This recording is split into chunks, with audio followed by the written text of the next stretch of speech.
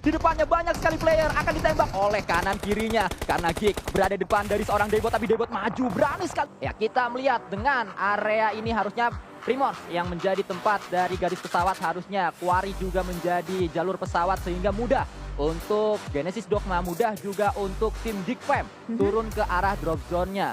Masih menjadi pertanyaan besar, apakah ada tim-tim yang bertemu kembali seperti yang dari tadi dibahas oleh Cijel, adanya Alter Ego dan juga GPX di arah SMB. Kalau mereka memang mau turun ke arah SMB harusnya sedikit agak nyambung ya Cijel. Kalau garis pesawatnya kayak gini, mungkin nyari kendaraan terlebih dahulu di deket-deket dari jembatan. Ya karena kalau misalkan kita lihat ini masih agak jauh sih untuk menuju ke arah SMB itu sendiri. So we'll see seperti apa drop zone awal, karena ya dia pastinya nyaman lah ya. Ya. Ini Dewa United juga nyaman ke Rozok. Kok nggak ada yang ke SMB? Sabar dulu, belum. Oh iya. Soalnya yang turun Geek sama EVOS sama Genesis Dogma itu kan pemain-pemain yang ada di Primors sama Quarry. Nggak ada yang ke SMB. Benar, grup Dari tadi dibahas sih padahal. grup yang main. Main kok, main kok. ya. Cuma GPX ada di Pochinki. Karena BTR juga ada di Pochinki.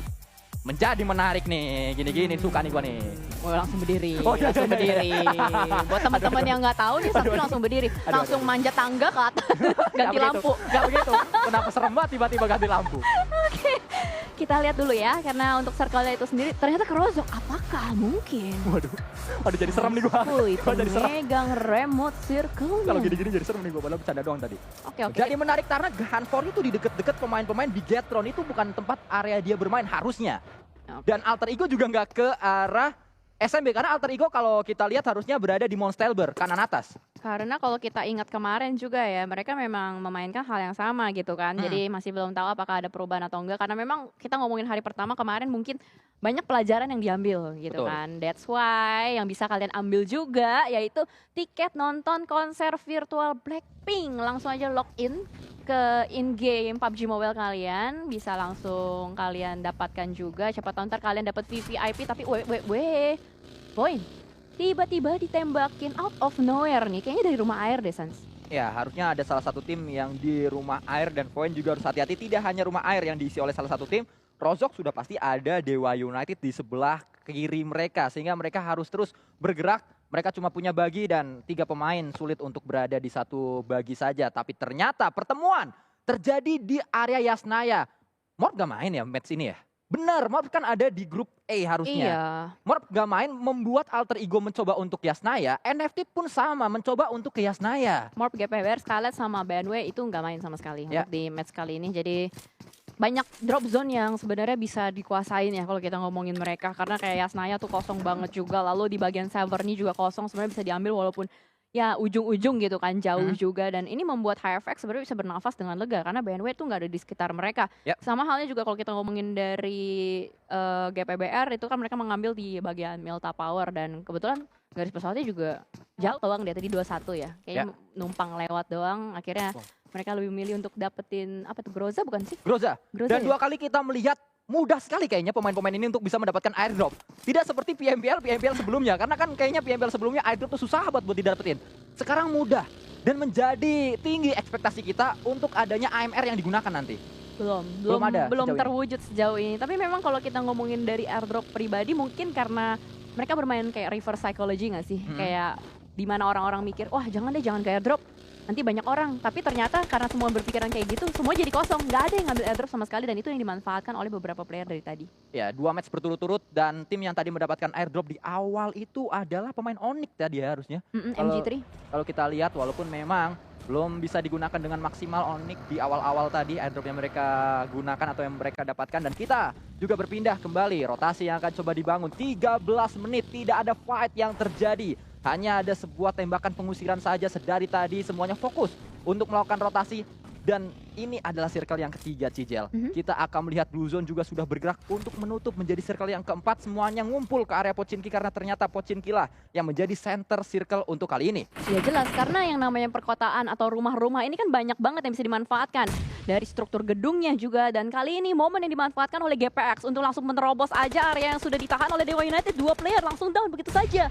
Membuat bots mau tidak mau harus tarik mundur, regroup kembali dengan seorang tuyul di bagian belakang. Tapi nampaknya dari bots terkena tembakan dari bagian bawah. Momen yang sangat barbar digunakan oleh seorang Rosemary, mendapatkan 1 player down. Kembali Dewa United diusir mundur secara utuh. Sangat disayangkan apa yang coba dilakukan oleh Dewa United. Mereka mengambil compound yang salah karena compound tersebut ternyata berpenghuni. Ada GPX yang langsung menggeprek pemain-pemain Dewa United, membuat mereka kalang kabut untuk saat ini. Melakukan rotasi 1 pemain terakhir mereka yang masih bisa nembak, yaitu Tuyul, karena 2 yang lain sedang knockdown. Masuk ke arah perkotaan, masuk menuju ke arah Pochinki. Dan ini adalah tempat yang sangat tricky untuk dimainkan oleh Tuyul.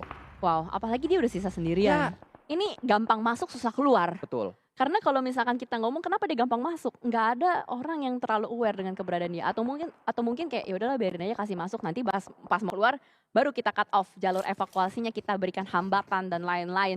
Dan bahkan kita melihat juga masih berlanjut aja di sini, di mana dari Onyx pun berjaga di bagian gereja, tapi ternyata ada yang lebih menarik di sini. EVOS dan juga Dunia Games bertemu, bakal langsung diamankan 1 player, EVOS Micro Blue. Dan kita juga menyaksikan bagaimana Ikyar mencoba untuk bisa berhadapan dengan KF. KF melakukan flank menuju ke arah kanan, berputar dia. Ada Seng yang dimanfaatkan oleh seorang Ikyar, tapi granat dilemparkan dari arah belakang KF. Bisa ditembak oleh pemain-pemain dari Dunia Game. Ada jump yang coba dilakukan, ternyata KF tertangkap oleh Rancid. Kita masih melihat juga ternyata EVOS tidak hanya DG, tapi ada Alter Ego juga yang membuat mereka menjadi tim pertama yang pulang. Untuk kedua kalinya kita melihat EVOS berada di hashtag ke-16 di match pertama kemarin dan juga di match kedua hari ini. AADE, ada apa dengan EVOS? Ini menjadi sebuah tanda tanya besar yang gue benar-benar gak ngerti kenapa gitu. Karena menurut gue pribadi dari line up-nya sendiri udah mengerikan gitu kan. Apalagi dengan line up baru, yaitu seorang Lapar. Jebolan dari komunitas yang memang bisa dibilang dari mekaniknya cukup mengerikan, empowernya juga cukup sadis. Tapi mungkin ada sebuah tekanan-tekanan yang tadi sempat dibahas oleh Sanskui juga, tekanan dari EVOS fans juga yang berekspektasi mereka bakal bermain dengan sangat baik. Tapi kali ini ada sebuah tekanan juga yang bakal dihadapi oleh Boom dan juga 2-1 tembak ke arah bagian depan. Okta tidak berhasil untuk mendapatkan 1 player, malah Okta yang harus take down. Namun kalau kita melihat Mineral dari arah yang cukup jauh harus terus membackup rekan-rekannya. Tapi Yami, pemain yang juga didatangkan Boom di season kali ini untuk membantu Boom lebih kuat lagi. Dan ternyata Yami berhasil mendapatkan 1 pemain, yaitu Linux tadi dari 21 Esport. Yami maju, Yami masuk menuju ke arah compound, bisa melakukan pastinya. Tapi hati-hati, Mineral juga bisa untuk melakukan banyak hal dari tempat dia berada. Granat kembali dilemparkan. Yami ini adalah pemain yang dengan sangat baik untuk melemparkan sebuah granat. Ya, bisa dibilang dari utility yang dilontarkan dari Yami itu biasanya kayak chance connect-nya itu kayak 80% gitu ya. Sering banget connect, dan kali ini sebuah utility sudah mulai dilontarkan kembali ke arah bagian depan juga. Guna untuk melakukan buying time terhadap kawan-kawannya, dia harus melakukan revive terlebih dahulu. Setup smoke kembali dilakukan kali ini. Dan ternyata di area yang berbeda juga pecah lagi. GPX melawan HFX, sama-sama X di bagian belakangnya. X mana kayak lebih kuat kali ini? Kita juga terus mencari faktor X yang ada di pertempuran kali ini. Itu adalah faktor yang bisa membuat salah satu X bisa mendapatkan sebuah kemenangan. Lynx berhati-hati, dia berada di area rumah roti yang berbeda. Karena rekan-rekan dari GPX yang lain berada di area sebelah kanan. Namun Rosemary ternyata bisa mendapatkan 1 pemain, yaitu Agansi. Dengan sebuah granat. 1 pembukaan fight yang sangat baik sekali. Rosemary melemparkan granat yang kedua menuju ke area depan. Tapi mulai datang satu persatu pemain-pemain dari HFX. Dan Rosemary kembali menjadi pemain yang sangat-sangat luar biasa dari GPX. Ini adalah pemain kunci GPX. Pemain kunci Rosemary X Hunt for You yang masih aktif sementara ini. Dan kita melihat nampaknya ternyata kunciannya tumbang. Rosemary tumbang. Masih ada kesempatan untuk HFX karena posisi sementara 2 melawan 1. HFX, Sinan dan juga kawannya belum bisa melakukan revive. Tapi Hunt for You darahnya tipis banget. Bagi berupaya untuk melakukan healing. Healingnya berhasil.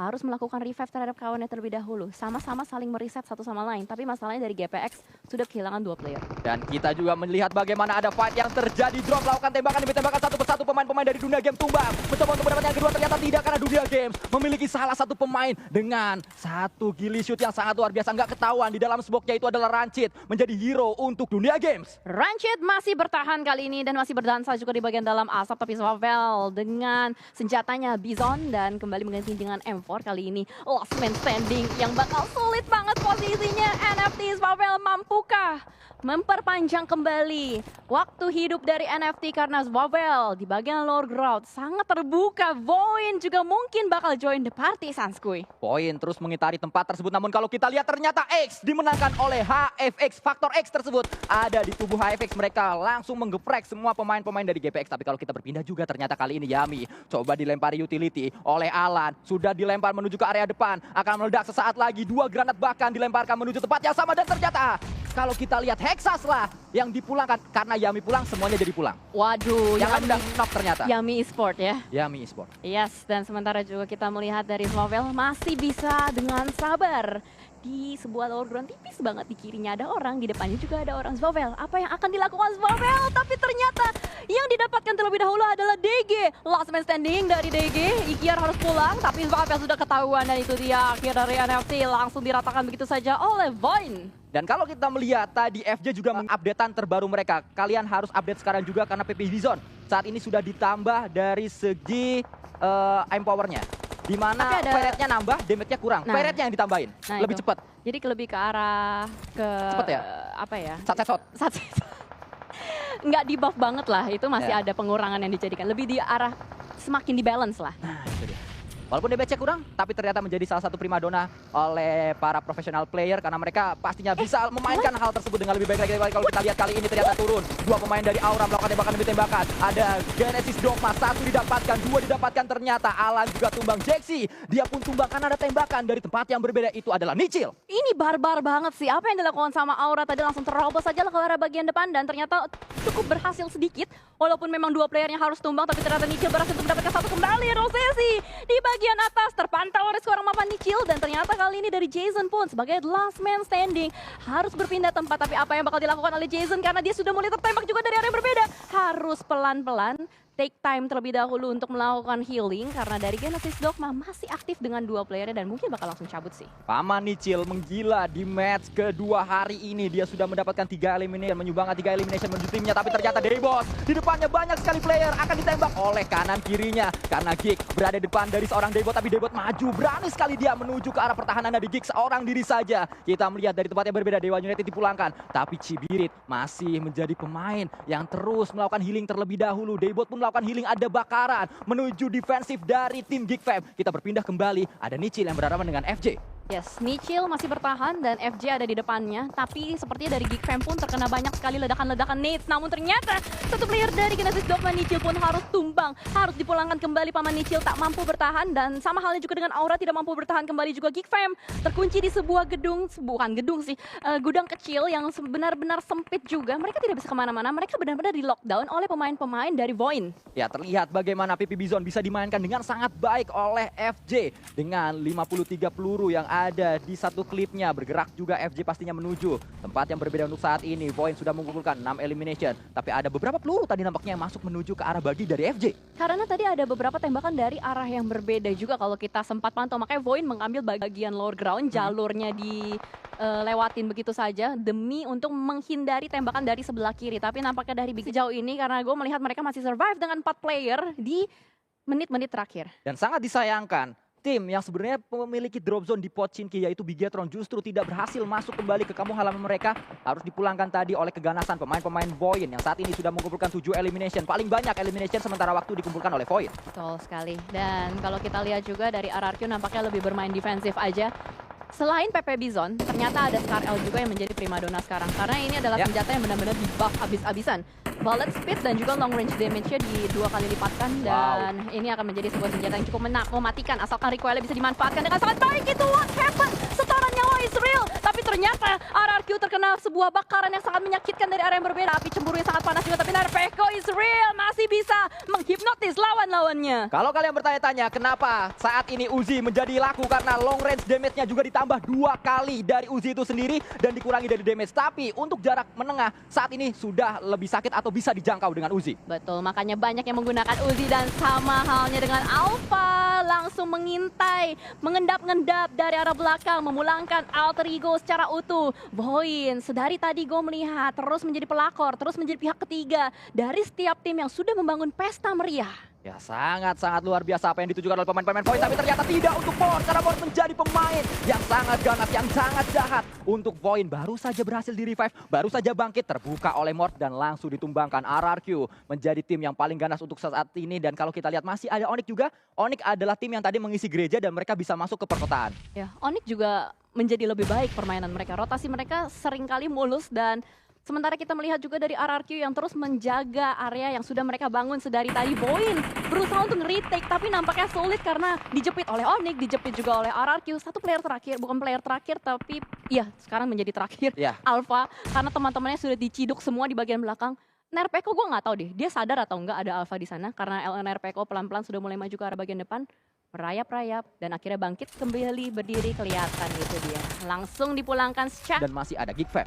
Ini HFX dan Geek Fam last man standing-nya yang akan bisa menjadi pembeda sih antara RRQ dan Onyx. Karena kalau kita ngomongin dari manpower, jelas RRQ dan Onyx menang. Tapi positioning dari last man standing, HFX maupun Geek ini yang bisa menjadi sebuah pisau bermata dua untuk semua tim yang ada di sini. Ya, kita tinggal menunggu apakah HFX dan juga Geek ini lebih ngelihat ke RRQ atau lebih ngelihat ke Onyx. Siapa yang bisa ditembak duluan? Kalau ada knockdown yang dialami oleh RRQ dan juga oleh Onyx, Perlahan dan bisa banget nge-backstep siapapun yang ada di depan mereka. Dan sementara kita melihat Toms menjadi last man standing. Toms juga merupakan salah satu player yang patut diwaspadai. Dari Betul. Empower mereka, dia keras dan punya game sense yang cukup tinggi. Makanya dari tadi kalau kita lihat dia masih survive sampai sejauh ini juga. Hanya memegang sebuah granat saja, udah mulai standby juga. Posisi dari Toms gue nggak tahu apakah sudah diketahui atau belum karena ada smoke di sekitaran dari Toms itu sendiri.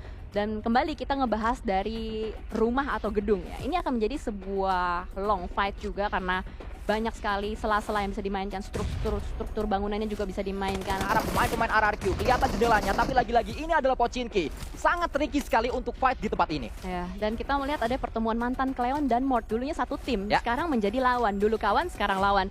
Dan nampaknya ini akan menjadi fight yang sangat-sangat lama. Benar-benar mereka setup. Mereka nungguin ada satu keblunderan yang terjadi dari tim lawannya, diculik, dan itu akan menjadi sebuah inisiasi atau sinyal untuk push. Tapi sejauh ini, Heaven, last man standing, Duri dalam daging melemparkan sebuah net ke arah bagian depan. Boom, meledak di depan sana dan Voldemort pun tumbang.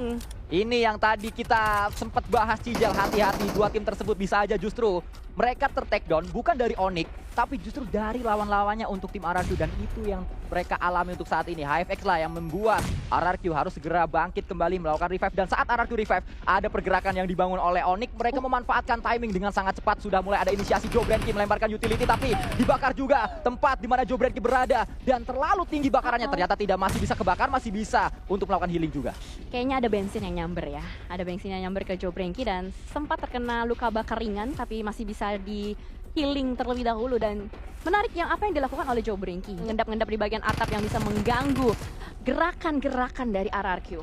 Terus bergerak Nerpeko untuk saat ini. Kita melihat ini adalah duel antara tim yang tidak merombak rosternya sama sekali berhadapan dengan tim dengan rombakan roster yang cukup ekstrim, yaitu Onyx dengan roster baru mereka atau RRQ dengan roster yang sama seperti season kemarin. Wah, manakah yang lebih baik akan dibuktikan sekarang karena Nerpeko maju ke arah bagian depan, screening out, dan itu dia ternyata last man standing dari Geek Fam yang harus tertangkap terlebih dahulu. Tidak mau ada duri dalam daging dan ini benar-benar seimbang kondisinya 4 lawan 4, 1 player, 2 player, bahkan ternyata bukan 2 player, 1 player Nerpeko carry atau bisa dibilang juru tembak dari RRQ dipulangkan Sanskui. Tapi Mort juga tumbang kalau kita lihat ada utility. Hati-hati Juensi, kebakar dia di tempat tersebut, healing harus dilakukan dan ini adalah sebuah keuntungan yang dimiliki oleh Onyx. Kalau Onyx ingin menyelesaikannya, mereka harus menyelesaikannya sekarang juga karena keuntungannya sangat-sangat besar yang dialami oleh Onyx. Mereka langsung gerbek, mereka langsung maju menuju ke area depan dan Onyx langsung saja mengakhiri semuanya dengan sebuah winner chicken dinner. Onyx